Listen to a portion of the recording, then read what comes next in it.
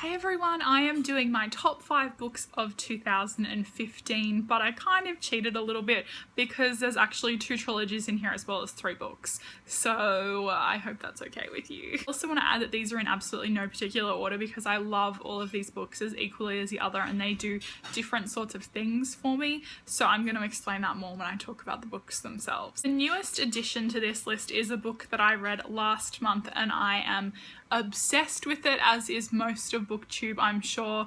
5-star from me, 5-star from basically everyone else I've spoken to, and that is Illuminae by J. Kristoff and Amy Kaufman. I can't wait for the second book. You'd think that the writing style of this being in transcripts and IM and classified documents would really jar the writing style, but for me, I found that at first maybe I'd take like 5 pages to read and I'd get really into it and then I just fly through it. I mean, it's 1,000 pages on my iPad, but I finished it in a day. This next book should come as no shock to anyone who has been around my channel for a little while, and I bring it out every single time I want to gush about a book, and that is Isla and the Happily Ever After by Stephanie Perkins. Again, another amazing book. Back in February, I read this one, and it makes my soul sing. I think I should just do a book talk on it to explain exactly how I feel about it, because I think some people interpreted parts of the book that I took a different way completely differently. Like, I sometimes feel that people thought that Isla could have been a little bit mean to Josh, but I interpreted as her just being so painfully shy and introverted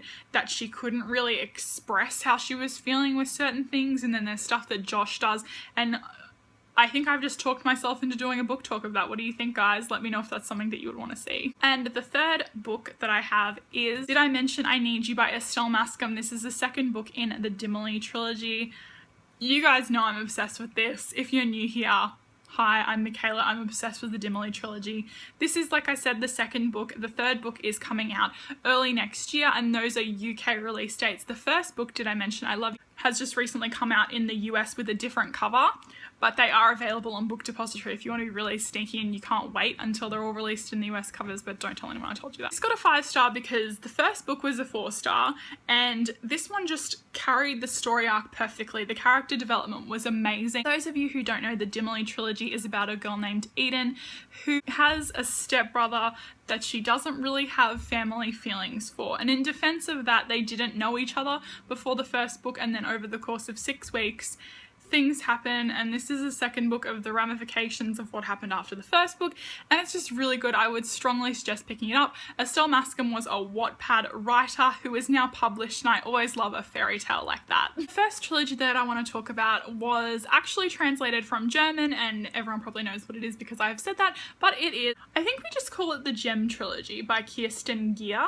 This is a time travel book, and I loved it because there is no love triangle and it's just incredible. Like, the story progression is really great, and I really feel like I made the right decision in marathoning these because it's time travel and they jump from one place to another and it's all interwoven throughout the story. I would also suggest this to sort of younger readers because I don't think that there's anything too overly sexual in the book, which is kind of weird for YA these days. And the last trilogy that I want to mention in my top 5 of 2015, the Dark Elements trilogy by Jennifer L. Armentrout. I read the first 2 books, I marathoned them together, and then I had to wait for the third book, but it's all wrapped up now, so you need to pick them up if you haven't already. It's about a girl named Layla. She is half warden, half demon. A warden in this world is like a gargoyle-y type thing. Layla doesn't have a soul, so she's useful to the wardens for tagging demons so that they can destroy them, and then other stuff happens and it's good, but there's a huge love triangle. I just want to warn you about that. If you despise love triangles, I usually do, and I'm just like, oh god, every time a guy shows up there could be a potential love triangle, but this one, my third book was awesome, and I've said so many times, like, it was just a service to the fans. Like, I think that JLA was just like, you know what, I don't really care about a plot so much as I do about wrapping things up. So yes, thank you so much again for that, Jennifer Armentrout. You're the real MVP in this one. So that is my top 5 books of 2015. Let me know in the comments down below what your top 5 books are. I'm dying to find out. And if you're new to my channel, please say hi. I hope that you have a really amazing day wherever you are in the world. Lots of love, hugs, and kisses. Mwah! Bye!